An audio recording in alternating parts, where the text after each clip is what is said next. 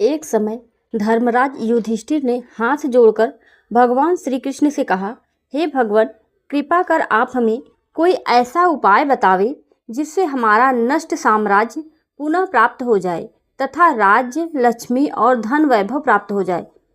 श्री कृष्ण भगवान बोले, हे राजन, जब दैत्यराज बलि राज्य कर रहे थे तब उनके राज्य में सारी प्रजा सुखी थी। मेरा भी वह प्रिय भक्त था।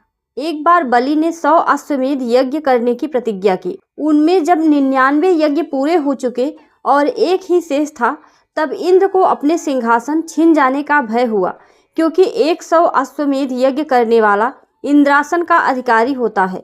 इसी भय के कारण वह रुद्र आदि देवताओं के पास पहुंचा, किंतु कोई उपाय वे न कर सके। तब सब देवतागण इंद्र को साथ लेकर क्षीर सागर शेषशायी विष्णु भगवान के यहाँ गए और पुरुष सूक्त आदि वेद मंत्रों से भगवान की स्तुति की। भगवान प्रकट हुए। उनके सम्मुख इंद्र ने अपना दुख सुनाया। भगवान बोले, इंद्र, तुम घबराओ नहीं, मैं तुम्हारे इस भय का अंत कर दूंगा। यह कहकर उन्हें अपने धाम को भेज दिया। भगवान स्वयं वामन का अवतार धारण करके 100वां यज्ञ करते हुए राजा बलि के यहाँ पहुँचे।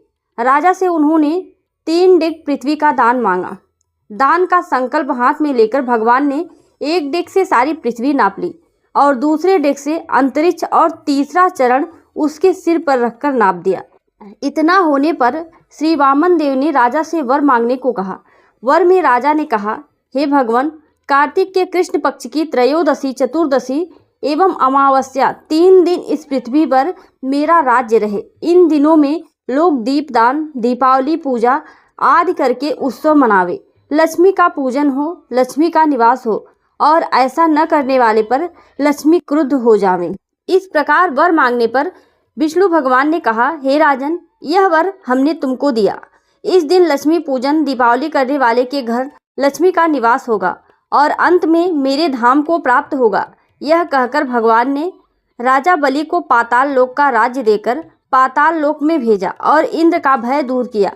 तभी से महालक्ष्मी पूजन, दीपावली आदि का उत्सव मनाया जाता है, जिसके फल स्वरूप मनाने वाले के घर में कभी लक्ष्मी का अभाव नहीं होता। भगवान श्री कृष्ण बोले, हे राजन, एक कथा और भी सुनिए। मणिपुर नामक नगर में एक राजा था, जिसकी धर्म पत्नी पतिव्रता एवं धर्मपरायण थी। एक दिन उसकी पत्नी अपनी छत पर स्नान के निमित्त अपने गले के सुंदर बेशकीमती नौलखा हार को उतारकर वहां स्नान करने लगी। उसी समय आकाश में मंडराती हुई चील की दृष्टि उस हार पर पड़ी और उसे लेकर वह उड़ गई। किसी स्थान पर एक गरीब बुढ़िया की झोपड़ी पर मरा हुआ सर्प पड़ा था।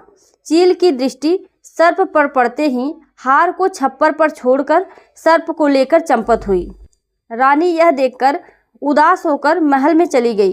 थोड़ी देर के बाद राजा के आने पर उसने हार का वृतांत राजा से कहा। राजा ने उसे विश्वास दिलाया कि हार अवश्य ही मिल जाएगा। यह कहकर राजा अपनी सभा में पहुंचा। सारे नगर में ढिढोरा पिटवा दिया कि जो रानी का हार लाकर देगा वह मनचाहा वरदान पाएगा। ढिढोरा पिट गया। दूसरे दिन एक वृद्धा हार लेकर राजा के पास पहुंची और राजा को वह हार दे दिया। राजा ने वरदान मांगने के लिए कहा। उसने इनाम में यह वर मांगा कि आज से 8वें दिन महालक्ष्मी पूजन एवं दीपावली है। उस दिन नगर भर में कोई भी दीपावली एवं महालक्ष्मी का पूजन न करे, केवल यह सब मैं ही करूंगी। उसके लिए तेल, बत्ती, दीपक आदि सब मेरे घर में भिजवा दें।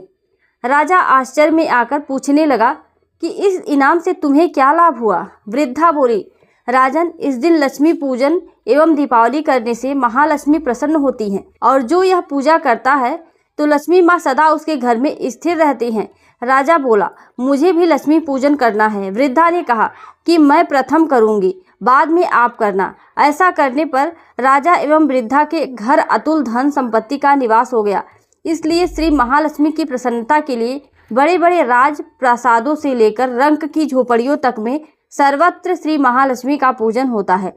भगवान श्री कृष्ण बोले, हे धर्मराज, श्री महालक्ष्मी के पूजन तथा दीपावली के उत्सव से लक्ष्मी की प्राप्ति होती है। इसलिए राजन, तुम भी करो, तुम्हारा खोया हुआ राज्य तुम्हें प्राप्त हो जाएगा। इस तरह से दीपावली की कथा संपन्न होती है। और भी कथाएं सुनने के लिए चैनल को सब्सक्राइब कर लीजिए और अगर वीडियो अच्छा लगा हो तो लाइक कर दीजिए और दीपावली के शुभ अवसर पर जय माँ लक्ष्मी कमेंट में लिखना ना भूलें। धन्यवाद।